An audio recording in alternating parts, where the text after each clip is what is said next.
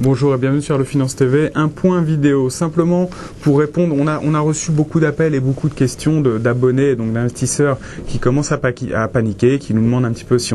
s'ils doivent liquider toutes leurs positions. Très clairement, ne cédez pas à la panique ambiante.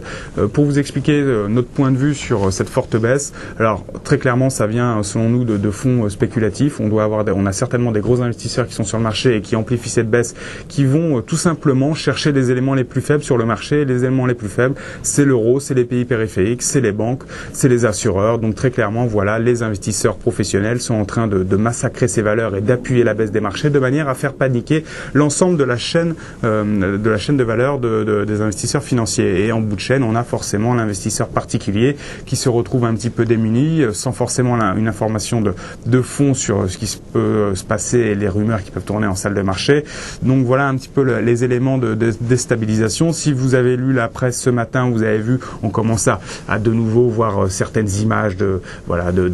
traders en salle de marché qui savent plus où aller, qui ont les yeux rivés sur leur écran, mais on les sent perdus. On commence à retrouver des termes comme c'est apocalypse,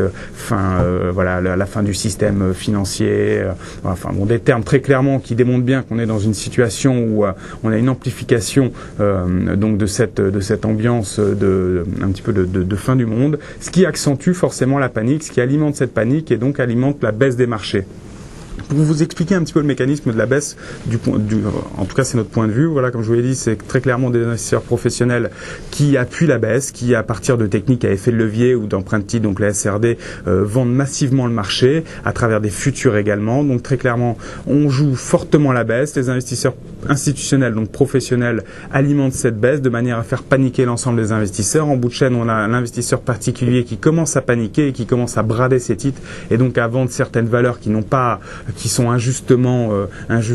sanctionnées par les marchés financiers. Ce qu'il faut savoir, c'est que quand l'investisseur particulier panique et vend ses titres à un prix qui ne reflète pas la valorisation ou du moins les perspectives de valorisation de la société, derrière c'est l'investisseur professionnel, voilà, qui a joué la baisse et qui va commencer à racheter des titres de manière à abaisser ses prix de revient dans ses portefeuilles et puis à rejouer un rebond du marché ou tout simplement à profiter du fort repli pour acheter des valeurs qui sont désormais complètement sous-valorisées. Pour vous donner quelques idées, alors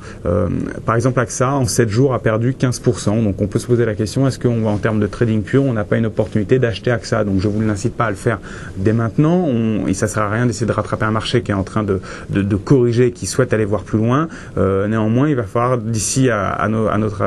selon nous, d'ici quelques séances, on va pouvoir regarder peut-être de plus près certains dossiers, soit baisser nos prix de revient dans certaines lignes sur nos portefeuilles, soit rentrer sur de nouvelles valeurs qui ont été selon nous injustement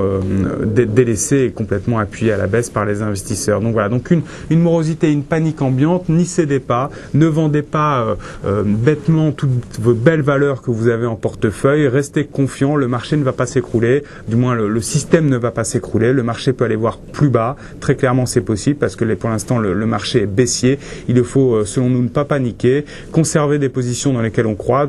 sur des valeurs où on a de fortes convictions, des sociétés qui ont des bons fondamentaux, qui ont des belles perspectives de croissance et donc de résultats futurs et donc d'une évolution plutôt positive des cours de bourse. Pour le moment, le marché est déprimé, les investisseurs paniquent. Nous, pour notre part, nous ne paniquons pas, nous campons, donc nous gardons nos positions et nous n'hésiterons pas peut-être à moyenner certaines lignes afin de profiter justement de ce repli quand nous allons sentir que cette baisse commence à s'essouffler. Voilà, restez avec nous, très bonne journée sur Allo Finance TV.